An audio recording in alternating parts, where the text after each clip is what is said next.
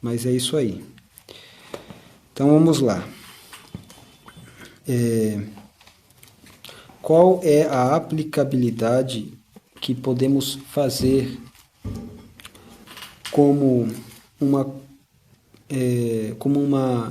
comparação, uma parábola, tratando como uma parábola para aplicarmos, contextualizarmos com o texto de Lucas 5, 27 a 39. Então, o que eu vou fazer? Eu vou lá para o texto, não para lê-lo, mas apenas para podermos trabalhar a construção, a estrutura estilística, as premissas e tudo mais, a exegese e etc. A hermenêutica e todos os termos que podemos usar em relação a interpretarmos. Não vai ser bem interpretar o texto, então talvez não deveria usar alguns termos que eu acabei de usar. Vai ser mais uma questão de uma interpretação, uma reflexão. Algo que não vai respeitar muito as regras teológicas, as regras de interpretação de textos, hermenêutica. É mais uma reflexão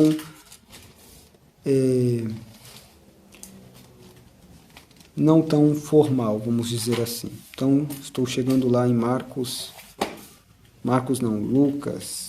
5.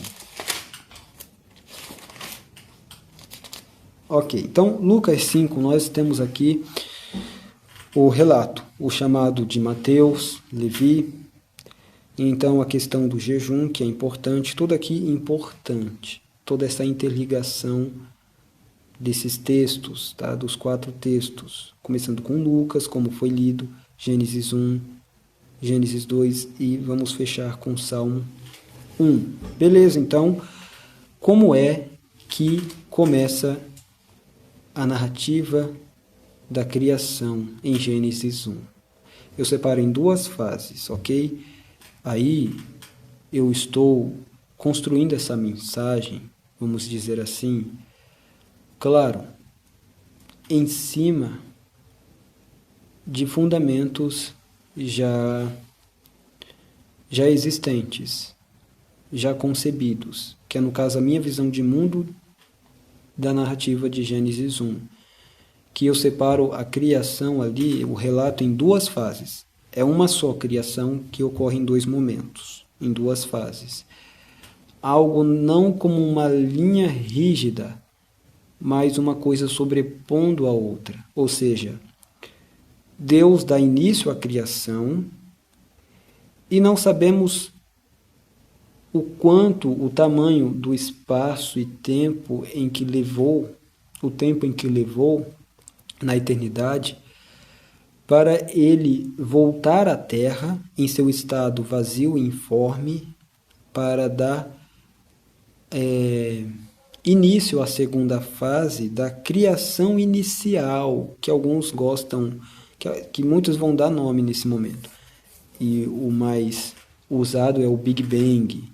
Mas eu não vou aqui me apoiar, me escorar nessa visão cosmológica da criação do universo. Até porque Big Bang não serve, não é um modelo cosmológico para explicar a origem do universo, que são muitas, milhares de galáxias, mas sim o princípio, por exemplo, da Terra, do sistema solar ou da própria galáxia, da nossa galáxia, Via Láctea. Mas, enfim, sem ficar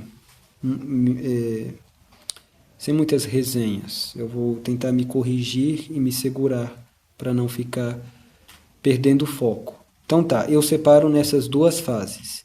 A primeira fase, ela está para mim em Gênesis 1, versículo 1 a 2. O que alguns vão entender assim: Moisés, ele cresceu no Egito, foi influenciado pela cultura, pela educação do Egito. Então ele usa ali é um método egípcio que, por exemplo, faz uma introdução e depois desenvolve essa introdução. Tipo, no princípio criou Deus os céus e a terra. Aí, na sequência da narrativa, do relato, ele vai discorrer, ele vai tecer por detalhes todo o fenômeno na semana da criação. E eu não tenho nenhum problema. Eu não vou dizer que eu tenho dificuldade e militância com essa interpretação. O que parece muito coerente, o que mais eu prefiro ficar com esse ponto de vista, de que os versículos 1 e 2 estão tratando de um momento da criação no princípio da eternidade, que eu vou ligar com um provérbio, Provérbios 22, Provérbios 20 ou 22, eu vou lá e nós já vamos ver isso.